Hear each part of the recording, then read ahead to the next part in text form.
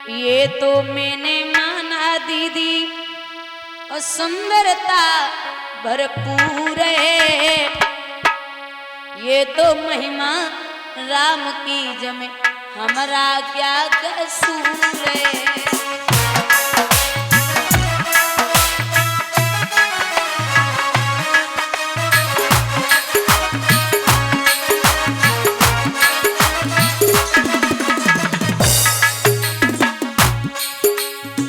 ये तो मैंने माना दीदी सुंदरता भरपूर है।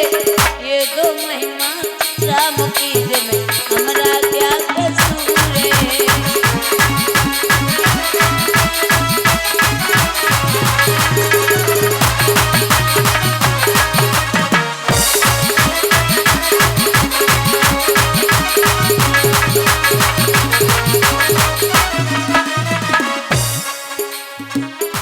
काटो साले झरविरिया गो गोदी में साले सोच को लाल। बिटिया साले मात पिता को मायके में डोले वकरे सिंगार।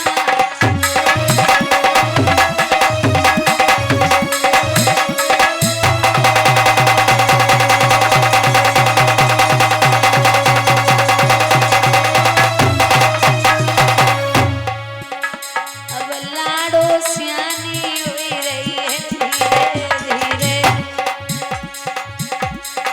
बिटिया सियानी हुई रही है धीरे धीरे।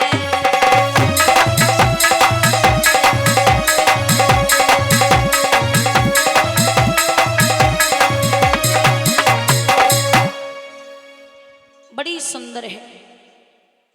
राजा भीष्मक ने पत्रिका दिखवाई तो जवाब दियो बाबा नारद ने कि आपकी बेटी की शादी भगवान कृष्ण के साथ में होगी। बोले अच्छा जी। अच्छा, रुक्मिणी बचपन से बड़ी प्यारी सी तो थी, लेकिन बाबा नारद ने विचार कियो। एक दिन बैठे थे कृष्ण के यहाँ और कृष्ण धीरे धीरे बड़े है गए तो बोले कि हमारे ऐसो मन कर रहो हमारे हाथ से एक विवाह है जावे। घूमते घूमते विदर्भ देश में पहुंचे तो वहां पांचों बेटा भीष्मक के मिले और बाद में बिटिया चरण बंदन करवे को आई। सो रुक्मिणी को देख के बाबा नारद मुस्कुराए गए और विचार कियो है कि हमारे ठाकुर के लहंजा से बढ़िया बहू कहूं नहीं मिलेगी। अब राजी कैसे करें? तो जगह जगह के ब्राह्मण जगह जगह के व्यास बुलाए के रुक्मिणी को एक ही कथा श्रवण कराई जा रही है। भैया कृष्ण के नैन कैसे, होठ कैसे, हाथ पैर कैसे, मुख कैसा, बाल कैसे, उनके गुणगान हो रहे। भगवान का आचरण कैसा। रुक्मिणी ने 25-30 व्यासों के द्वारा कथा श्रवण कर ली। अब जब और आए, कोई नाक का वर्णन करता, कोई मुख का करता, कोई बालों का करता, भगवान की तारीफ पे तारीफ। तो रुक्मिणी बोली आप उनको वर्णन ही सुनावोगे ना तो फिर ठीक है, हमें याद है गो, अब तुम जाओ। यहाँ तक भाव जगा कि अगर कोई मोर नाच रहा है और रुक्मिणी को वो मोर दिखाई दे जाए तो ऐसा लगता है ये मोर नहीं, मोर मुकुट वाला है। दाल में अगर जीरू दिखाई दे जावे ना तो ऐसो लग रहा हो कि ये श्याम सुंदर ही है। रुक्मिणी की रात दिन प्रतिमा कृष्ण पे अटकी है। अब कृष्ण के दरवाजे पे आए वहां तो दिमाग में बिठाई दियो कि हाँ बिटिया राजी है। अब बाबा नारद इधर आए क्योंकि मजिया को तो दोनों ही तरफ संभालने हैं। सो कृष्ण से कई शादी लाए गए हो। एक कहावत सुनी होवेगी कि बिटिया को ब्याह तब करो जब वो समझदार रह जावे और लला को ब्याह तब करो जब वो ना समझ जावे, है ना। बिटिया समझदार रह जाए तो कहा था आदमी अब बड़ी है गई ब्याह कर दो, और लड़का जब ना समझ जाए मतलब जब ज्यादा बिगड़ जाए तो लोग कहते हो जो बहुत बिगड़ गो जाओ ब्याह कर दो। तो बोले कि कृष्ण के पास बैठे। कृष्ण बोले मैं विवाह नहीं करूंगा।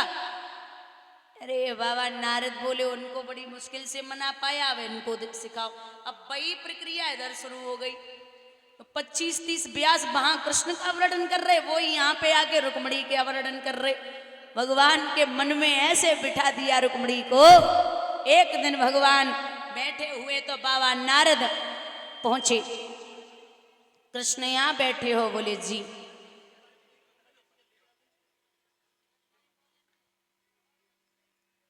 महाराज बैठे हैं कृष्ण। बाबा नारद बोले क्यों, विवाह का मन नहीं है? और रुक्मणी जैसी मिलेगी तो शादी नहीं करोगे? भगवान बोले तुम्हें क्या लग रही है कि रुक्मणी जैसी मिले और हम ब्याह न करें? अब दिक्कत यही है कि इतनी बड़ी बातें माँ बाप से कौन बोलेगो भाई, हम अपने मन से तो नहीं कहेंगे। बाबा नारद बोले वो हम पे छोड़ दो। दादा सब प्रसन्न हैं, लेकिन राजा भीष्मक को यहाँ मैया शुद्धमती ने बुलाया कि अपनी बेटी के लिए कोई लड़का देखो। मैं निवेदन करूंगी यहाँ जितने बुजुर्ग बैठे हैं, आप दामाद ढूंढने जाओ। आप दामाद ढूंढने जाओ तो दामाद के दरवाजे पे कार न हो कार तो चलेगा, लेकिन संस्कार दामाद में नहीं हुए तो जीवन बर्बाद हो जाएगा। आपकी जो बेटियां हैं ना, ये एक सूट खरीदने जाए दुकान पे, एक जोड़ी कपड़े, तो एक सूट खरीदने के लिए कम से कम 50 सूट रिजेक्ट कर देती हैं। बोले ये भी पसंद नहीं, ये भी पसंद नहीं, ये भी नहीं चाहिए, ये नहीं चाहिए। और एक सूट जो 2-4 महीने मुश्किल से पहनना है, उसे खरीदने के लिए जब 50-100 सूट रिजेक्ट कर देती हैं, तो आप सोचिए जिस लड़की को जिसके साथ जिंदगी काटनी है, तो उसको आप अगर ऐसे ही ढूंढ के लाए तो जीवन बर्बाद हो जाएगा। आप बहुत सोच समझ के फैसला लीजिए।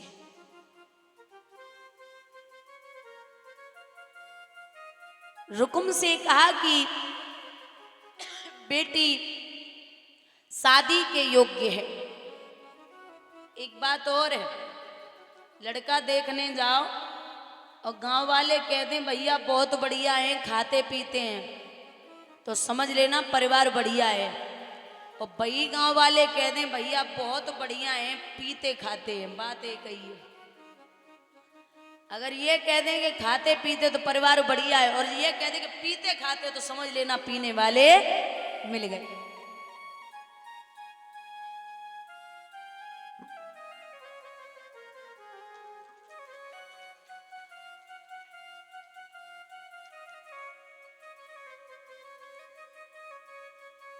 यहां रुकुम से कहा कि आप अपनी बहन के लिए कोई लड़का तलाशो। बोले है ना, हमारी नजर में है, जाको नाम है शिशुपाल, कुछ भी कर सकते हैं। अब ये जो शिशुपाल है ना, ये शिशुपाल भगवान कन्हैया की बुआ का बेटा है रिश्ते में। ये शिशुपाल और दंतवक्र 2 भाई थे। शिशुपाल की मौसी का बेटा था दंतवक्र। ये पहले जन्म में जय विजय नाम के द्वारपाल थे, मतलब विष्णु के द्वारपाल, भगवान विष्णु के। सप्तऋषियों को इन्होंने अंदर जाने से मना किया।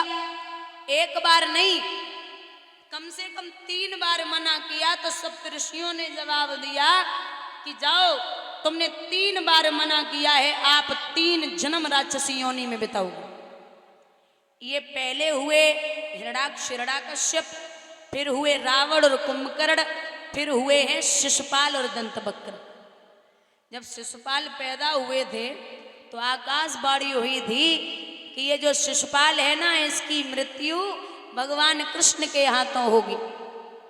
तो बुआ तो बड़ी परेशान, बोले हमारा बेटा भगवान के हाथन मरेगो। सो बुआ को रोता हुआ देखा। भगवान बोले बुआ चिंता ना करो, मैं आपसे एक सुदर्शन चक्र को छोड़ने से ब्रह्मांड समाप्त हो जाए और उसके होठों पे बंसी है, उसे हम कृष्ण कहते हैं। सोचिए, जिसकी एक भ्रकुटी से सब अगर एक बार मुस्कुरा दे तो सबकी प्रसन्नता बढ़ जाए दुनिया में। वो कृष्ण है, वो मित्र सुदामा के लिए रो रहा है, उसी हम कृष्ण कहते हैं।